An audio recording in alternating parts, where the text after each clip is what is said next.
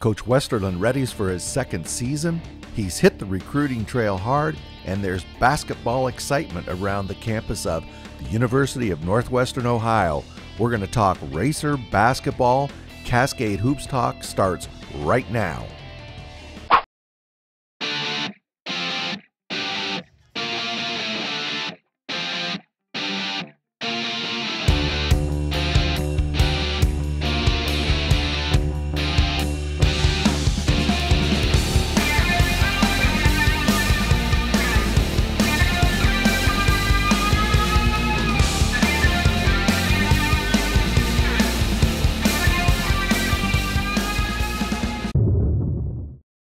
Welcome to Cascade Hoops Talk. Today we have Rich Westerlund. He's the head men's basketball coach at UNOH, the Racers, University of Northwestern Ohio.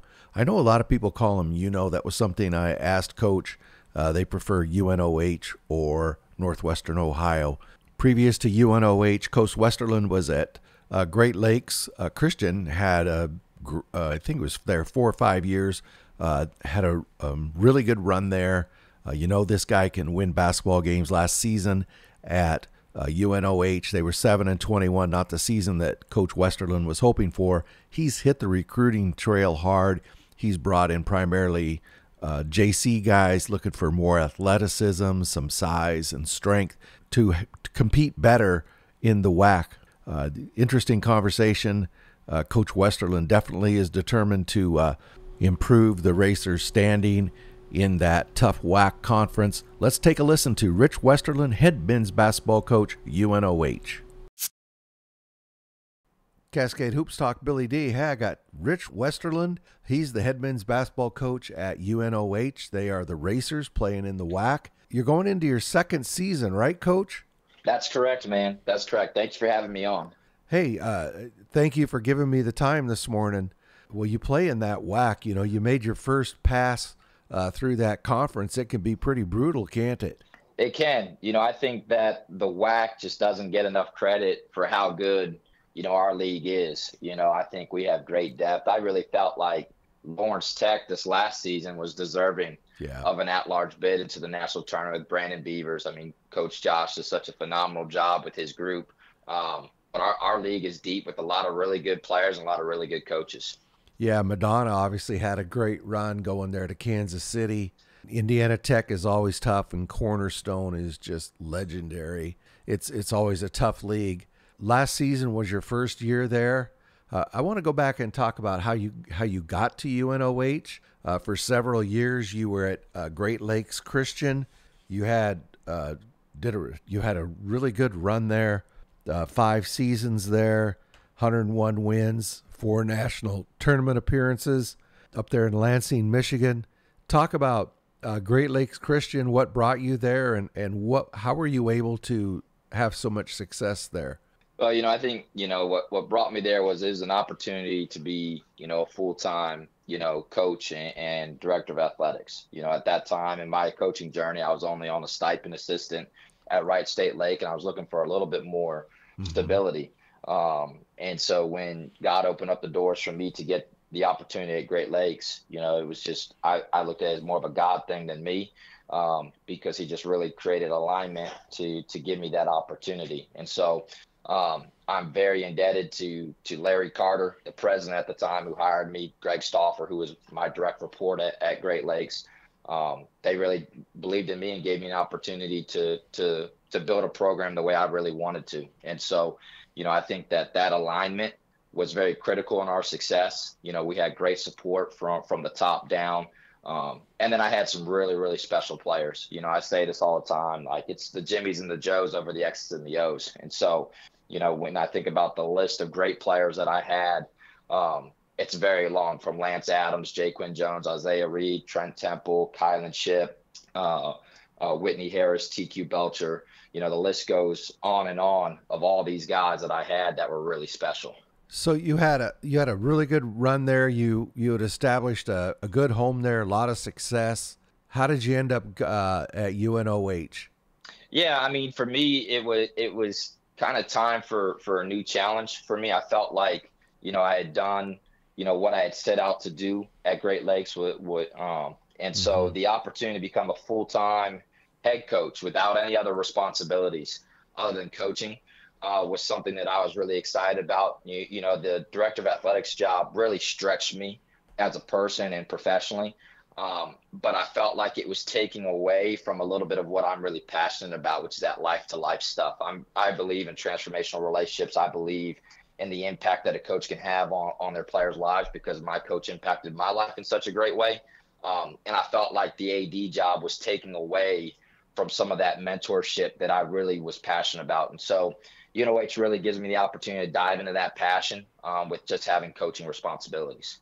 So last season, 7-21, probably not the result you were looking for. What were 2 or 3 of the things that you think really held you guys back last season? If you could go back and and I'm sure you have really torn down last season. You know, I think that one of the biggest things for our group was learning a completely new style of play. Okay. You know, we play really fast. You know, we press. You know, that's what we do. We press, we run, we shoot threes. You know, it's a very free-flowing offense that gives players the opportunity to make reads, to create space, and the pace at which we were going was an adjustment for our guys. You know, and so when you look at, you know, the season and the numbers, if you crunch February, you know, in February, we averaged 85 points a game. We shot over 46 from the floor and over 36 from three. Like, you start seeing those numbers that we look for in our system. We started seeing those come to fruition in February. It just took so much time for us to get them completely acclimated to that system. 2, we just did not have enough quality shooting on our roster at that time. You know, like, our system is like, it's a make or miss game. If you look at our synergy rating, 45% of our threes were open catch and shoots. The issue was we only hit 28% of those, you know, and so we had to make some adjustments. We've been working on, our guys have had a great spring, you know, and being in the gym, and then we've been able to recruit some more shooting as well. So that way, when we do get those open shots, that we're going to be ready to go. You know, and then the third thing is just, you know, getting that complete buy-in in our culture. You know, I think that, you know, culture creates winning. Winning does not create culture. In today's society and the athlete that we have, sometimes they like that instant gratification, and that did not happen with us. You know, I think we did a lot of great things in the community, on campus, in the classroom. We did all those things. The stuff on the court just didn't click right away, and so we had to shed some guys who weren't all in on our culture. You know, and so I think those 3 things were the major things. You know, I think that this group was learning how to win and learning how to compete night in, night out, and what that expectation was, and that there's going to be accountability to that. You know, I think that was a big thing for us. And so I'm really, really excited about the group we have coming back. I'm really excited about the group we have coming in and how they're going to mesh together. And I'm excited for the season ahead. You know, I was reading through your 24-25 recruiting class, and in that article, it was obvious that last year's result is not, wasn't acceptable, and you knew you had to make some big changes. You went out and you focused on JC guys. I want to talk about your recruiting class, but before we do that, you mentioned some key returners. I mean, you have a couple of 6'2" guards that really led the way for you. They're going to be seniors this year. Archie and Khalil Davis. It looks like they'll be key pieces for you coming back. Yeah, Ryan Archie was second team All-League this past year. And to be honest, and this is the reality, we know this, if you don't win, you don't get as much recognition. I believe Ryan Archie is a first team All-League guy without a shadow of a doubt. You know, having him back, you know, is obviously going to be great. He's a tough shot maker. He has this burst that most players don't have. And then Khalil Davis, to be honest, should have been All-League this last year. He came in January, though. So I think that kind of hurt him in the coach's eyes. But, you know, he does such a great job at creating space as well. He's a shifty left-handed guard. And when he sets his feet, he doesn't miss open catch and shoots, you know. And so between those 2 guys, you know, and then Jaden Pretty Powell, our third leading scorer, is coming back for his senior year, we felt like we had some really good guard play coming back. And we just need to continue to bolster, particularly in our league. You know, you need those dominant wings and those good 5 men that can guard, you know, and we were lacking in our front court positions, you know, to have depth there to really compete in our league on a night-and-night basis. Like, we had some good players that we liked, We just didn't have the depth behind them. Those top three guys, all guards, are you kind of a guard oriented, guards and wings? Yes, yeah. So the way we're going to play is like we want to create mismatches. We want guys who can dribble, pass, and shoot. And so we like those guys who can create space and can be hard to guard. I think making shots covers a multitude of sins, and so we're going to play at pace. We want guys who can make shots that nobody else can make. And so if you look at our style and the teams that I've had in the past, it's always been with multiple shot makers on the floor at a time, and so for us, we needed to get some better pieces or some more pieces in at the wing spot that I think can push the guys that we have. And then the reality was we didn't have a true 5-man this last year. We had 4s playing 5s, which I'm fine with, but where we struggled at was guarding those 5s, and so we needed to get a little bit bigger up front to give ourselves a better opportunity to compete in that WAC season night in and night out. So as a coach, are you looking for, there's a couple ways you can go about, bolstering the front line. You can either get really athletic 6'6", 6'7" guys, or just go for the big bulk guy. Sometimes the 6'6" guys are better rebounders if they're athletic. I mean, what's kind of your philosophy? Well, because of our style of how we play with us pressing, we prefer to have, guys who can guard multiple spots, and so if you look at, the class, we brought in 3 guys that are 6'7", we brought in, 6'9", Alex Berzawa, who, is going to be somebody who can really guard and push those 5s around as well, and then, Alex Benson at 6'4" can guard multiple spots, shoots the 3 at a high level. Jaden Sims, who was, an absolute nightmare at the junior college level. Didn't feel like he got, everything he needed to at the Division II level. So we're really, really lucky to have him join us. He's a shot maker and space creator, and so I just couldn't be more excited about the class we have, because I think it's going to push the group that we have currently, as well as add some things. And I think it's going to mesh well. Let's talk about some of these guys.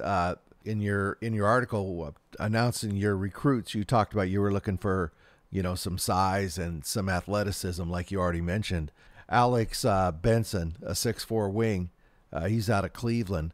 Last season was he at Terra State last year or Lakeland? He was at Lakeland. Okay. He was at Lakeland, so he played for Coach T, and Coach T, like, he demands defense from his guys. He demands, IQ, he demands competitiveness. And so when you watch Alex, he's a guy that just knows how to impact winning, and he's a shot maker. He can score the ball in a multitude of ways. And like I said, what I love about him too is just like how hard he defends. He was somebody we prioritized early in our class, and he was actually the first commitment of our class. And then you brought several in. You brought Malachi Black, 6'7" forward out of Henry Ford. He averaged 7 points, 4 rebounds there. You mentioned Alex out of Brescia, 6'9".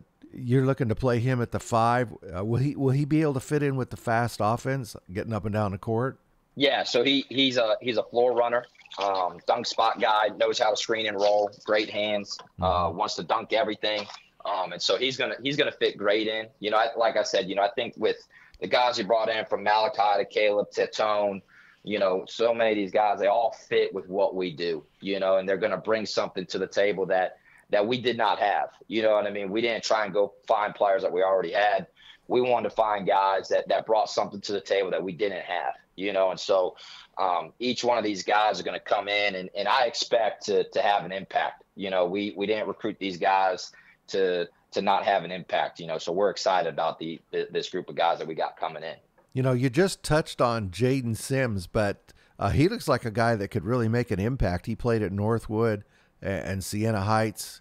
He's out of Toledo, just up the road from you. Yeah, so Jaden, was an all-freshman league guy his freshman year at Siena Heights. If there's something that Jaden knows how to do, he knows how to get a bucket, and so he knows how to create space. He shoots the cover off the ball. He's been a career 40% three-point shooter everywhere he's been, and so I believe that he's going to come in and be able to really just like add another guard that can put the ball in the hoop, another guard that can make shots, in our roster, which is going to be invaluable for the way we play. Northwestern Ohio is located there on I-75, just halfway between Toledo and Dayton. You're only, less than an hour from Fort Wayne, probably less than that. When people think about basketball there in the Midwest, everybody thinks about Indiana, but that little spot you're in, that's quite a basketball breadbasket. I can't think of the right word, but a lot of heavy basketball presence, a lot of talent in that area, isn't there? Yeah, there is. And that's one thing that attracted me to this job, is that I wasn't going to change my recruiting footprint of what I've been doing before. When I was at Great Lakes, I recruited Michigan JUCO very hard, being able to get up into the junior college ranks. If you look at my roster, there was 95% junior college kids. This year our class is completely junior college. And so, where we're at, regionally, we're only 3 hours from Cleveland. We're 2.5 from Cincinnati. We're 3 hours from Indy, and so we're very centrally located. We're only an hour and a half from Columbus. So we're very centrally located where I feel like, we can go get guys. I think the product that we have at UNOH from, just the education, the academic support, the facilities that we have within, academic support, our weight room, different things like that I feel like, we can compete with just about anybody in the country. I really believe that UNOH is a sleeping giant, and it's our job just to continue to stay at this every day and build this thing one day at a time. So let's talk about that Northwestern Ohio Racer basketball. It's a program that struggled in the past. You had great success at Great Lakes Christian. You didn't come there to lose. It's a program that needs turned around. I mean, being blunt, that. What do you've talked about the guys you're bringing in. You've talked about your style. What do you need to do over the next couple of seasons to put Northwestern Ohio Racer basketball on the map? For me, I'm a big culture guy, and I think a lot of coaches talk about that, but culture to me, shared vision, shared language, shared values, and so, we've completely invested in our culture and just like who we're going to be, what our standard is, the type of guys we're going to bring into our program. We live our core values out every day, which is, connection. Connection is the greatest gift we've been given. Joy. There's joy in the journey. There's joy in the fact that we get to do something we love every day. And then the last one is authenticity. We're not for everyone. The way we do things, it's not for everybody, but we want our guys to be authentically themselves. We want them to use their personal experiences and bring those to this program. And then we're going to help them grow and go alongside of them. In my opinion, when you narrow your focus, you can expand your impact, and so for us, we're narrowly focused on our culture and taking care of the things that matter and the day to day. And we believe by investing in that process that we're going to give ourselves an opportunity to do some big things here. The fans around Lima there and around the UNOH community, what can they expect to see? Make your pitch to them to get out and watch some Racer basketball. Yeah, you're going to see a group that loves each other. You're going to see a connected group. You're going to see a group that's going to play fast. It's going to be exciting. I think that, and we had a great support last year from our fans. The gym was full, and I think, again, we're just going to build upon that. We're going to take another step in the right direction.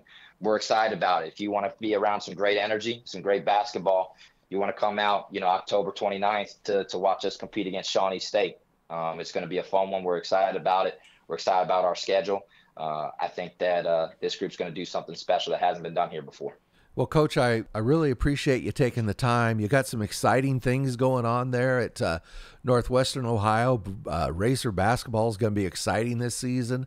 Some of these guys you're bringing in with your returners, you're hoping to make some noise, aren't you? Yeah, we are. I think, like I said, with the class of, Antonio King, Malachi Black, Jaden Sims, Alex Benson, Alex Berzawa, all those guys, I just think that we've got a chance to be really special with the group of guys we got coming back. Our group, they weren't satisfied with what we did last year. That's not the standard we set, and they understand that. And so, we're excited to change the narrative and rewrite the narrative here about UNOH men's basketball, and we're hoping to get this thing back to a winning tradition here. Well, Coach Westerlund, thank you so much again for being on. Hopefully we can get you back on as that WAC season gets going, talk some more Racer basketball. Would love that. Thank you so much for having me on. That's Coach Rich Westerlund. He's the head men's basketball coach, UNOH Racers. Thank you, Coach. Absolutely. Thank you. Hey, thank you to Coach Westerlund as well as to UNOH. Appreciate the time. And as always, thank you to you for listening to the show. Please like and subscribe. It makes a difference. I know everybody says that, but it truly does make a difference. Also, send any questions you would like to have answered on the show, CascadeHoopsTalk@gmail.com, or send me a DM on Twitter. Thank you, everyone. Yours truly, Billy D. Thank you very much for supporting our podcast. Please like and subscribe. Get out to your local NAI school, because NAI basketball is the best entertainment value in America.